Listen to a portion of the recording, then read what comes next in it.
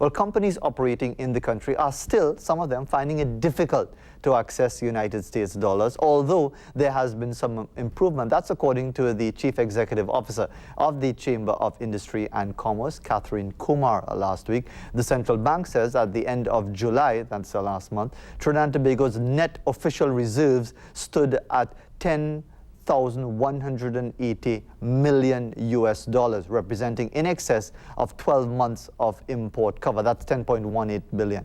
We are now joined on the set by Central Bank Governor Jawala Rambarran. I think this is the first time that I'm interviewing the Central Bank Governor. He's 2 years in office. Very good morning to you. Good to have you on the program.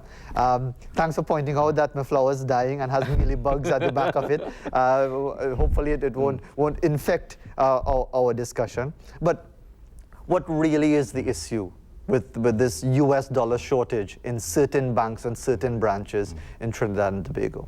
Well, first of all, for Zero, let me say that and reiterate, there is no US dollar shortage in Trinidad and Tobago. So why are people having problems accessing US? Let's first explain what is actually the role of the central bank in the foreign exchange market and how that market structure has actually changed over the years. I think it's very important that the public fully understands what has taken place over the last 2 decades, because there are a number of misconceptions around the foreign exchange market. The first is this: the central bank does not supply 100% of all the foreign exchange needs. The bank typically would supply somewhere around 20% to about 25% of total needs. That means the rest of the supply actually comes from the energy sector, mainly the energy companies that operate here. Some supplies do come from non-energy companies, particularly those in the manufacturing sector that are what we call net exporters. But by and large, we get our supply from the energy sector. In this particular economy, you have this feature where foreign exchange demand is always constant throughout the year. And that demand typically increases over time. However, supply comes in at periodically defined intervals, usually when the energy sector companies convert to pay taxes at the end of the quarter.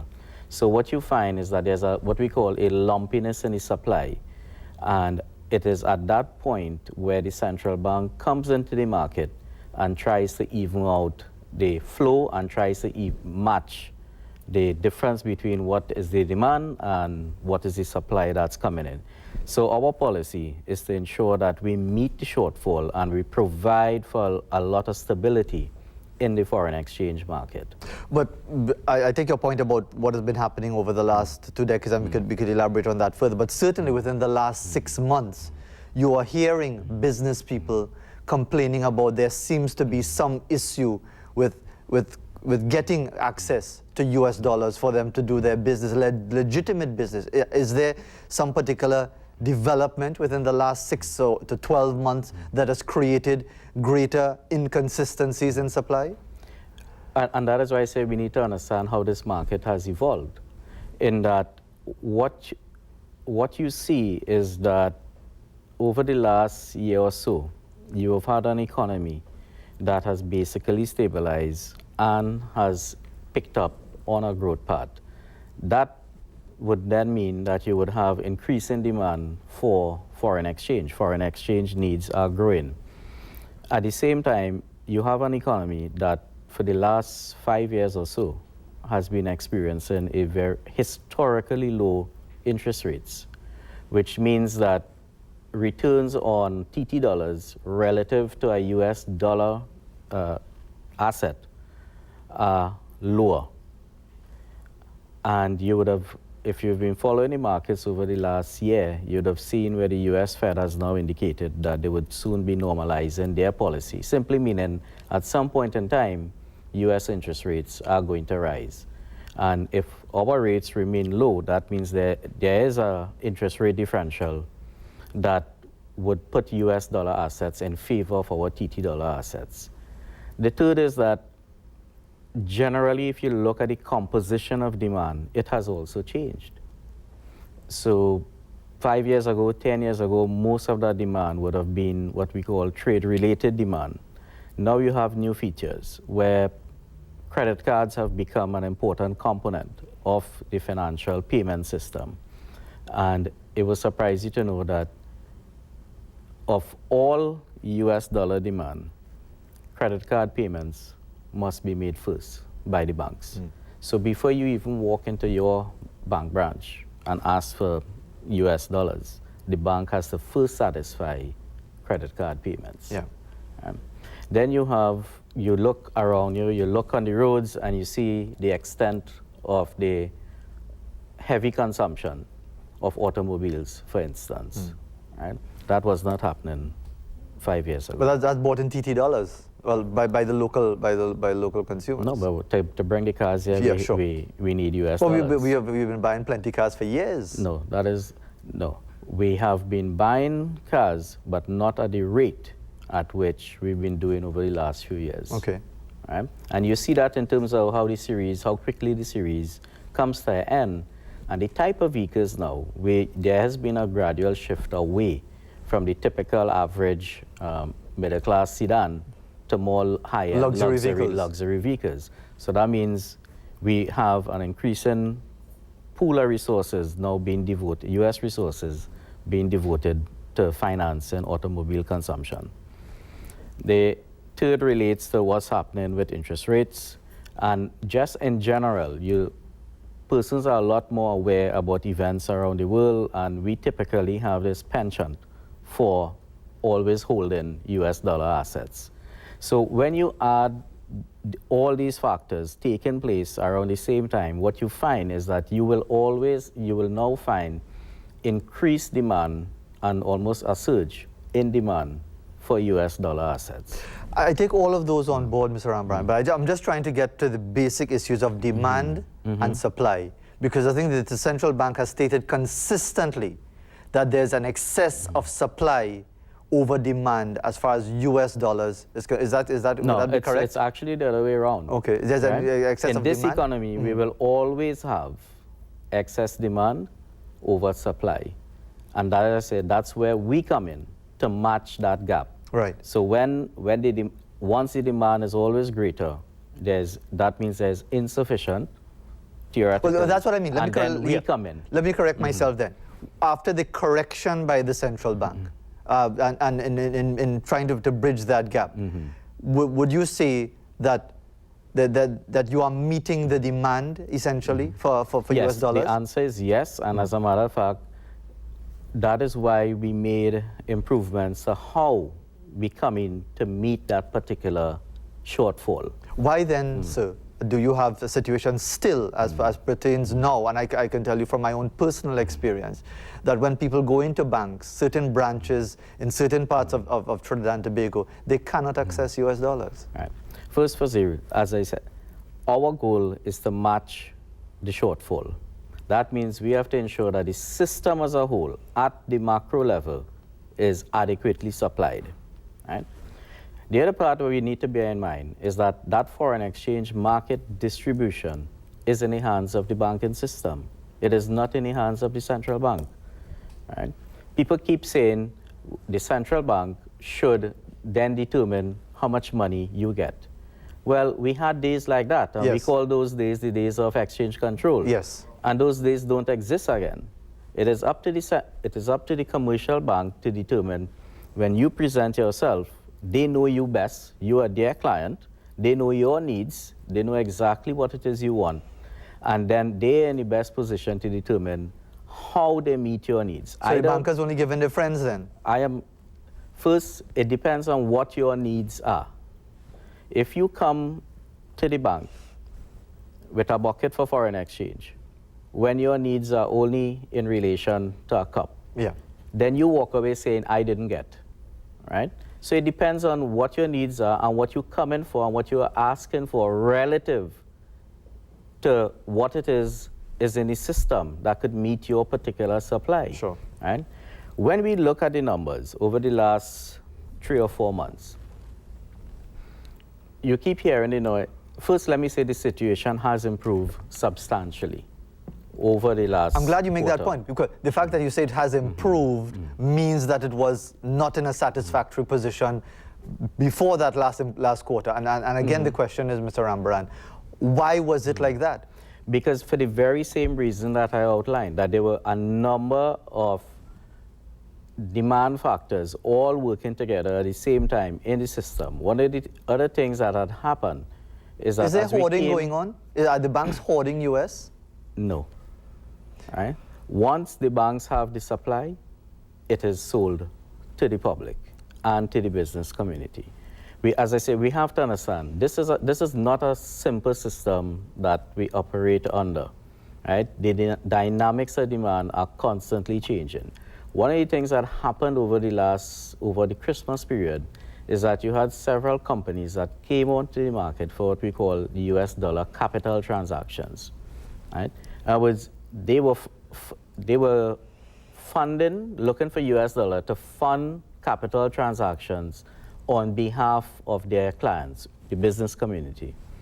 Once those funds leave the system, it means less is available to meet the need that you may have, the need that somebody may have for travel, the need that somebody may have to bring in goods. Are we talking about speculators here? No, these are legitimate transactions. Now, you will always have, in a system like ours, as I say, people always prefer US dollar assets. So some people may prefer to hold more than they actually need. You may say, well, then that might be speculation. That might just be a rational move on the part of the individual, that they feel more comfortable holding more than they need. Right? It is how we try to manage those needs in a system like this, as I say, where supply comes in at different points, and we have to match it back. So you walk into your banks. I could tell you at the macro level, the system is well supplied. You walk in, it's quite possible, it depends on what you come for. For instance, some of us come for purely US dollar cash, right? Let me say outright, the central bank does not deal in US dollar cash, actual cash, right? The banks themselves are the ones to supply that. Now, what we, in our discussions with the Bankers Association, what we found is that the cash limits are pretty low relative to the needs of the walk-in customers. So in our discussions with them last week, we've said it is time to look at raising those limits, of course, based on what you know your customer needs to be. Sure. Right? Raising those limits now mean that we now have to ensure that the system has adequate US dollar cash, actual cash. Given what's been happening with the anti-money laundering concerns and terrorism financing concerns, our supply, the banking system supply US cash, now only comes from one institution outside of this country, as the Bank of America. At one time, we had cash supplies coming from 2 or 3 more entities outside, so it was well diversified. So now we have this heavy dependence on one entity. And each bank has to now satisfy more requirement in relation to money laundering concerns. And this is something globally that's happening. So what I've said to the banks is that the central bank will now step into that market and provide a stopgap to US dollar cash holdings, and we're actually in the process of signing an agreement with the Bank of America to ensure that there's adequate supply of US dollar cash once our banking system to basically then match back and support what is there in the banking system. So that's the first time that's actually happening. Has the central bank been slow to respond to this? Because as you said, since Christmas, which is what, 8 months ago, there has been this concern about business people doing their legitimate transactions, saying all of a sudden they can't get what they usually request of from their branch. No, I would say no, the central bank has actually been very, very proactive. Right? And let me give you some of those examples.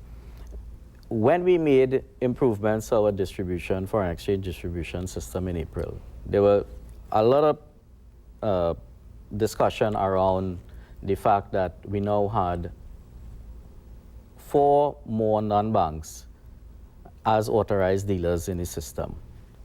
And there was a lot of talk around why it is those entities should be there and where did they come from, right? What persons didn't even take into account is that that was only one element of the improvements that were made. And I'll explain the improvements made so you realize the work that we've been doing, right? First, let me make it quite clear. The 4 additional authorized dealers that came into our system were always there as authorized dealers. I didn't pick them from somewhere and make them authorized dealers. I met them as authorized dealers. The issue was that they were not part of the distribution system. And in the interest of fairness and equity, if you have a license as an authorized dealer, then you should be part of the system. I think on that logic, nobody should argue that. Second is, there was the talk that, oh, well, then they would now take more foreign exchange. How could they?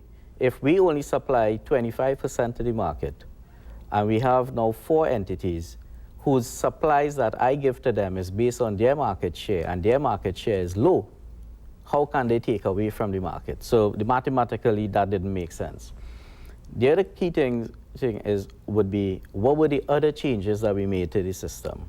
And I think this is where it gives us an element of proactiveness that you haven't seen before in the central bank. One of the key things about the changes is that we would now communicate to the market whenever we made an intervention, right? Before, when the central bank supported the market, the public didn't know.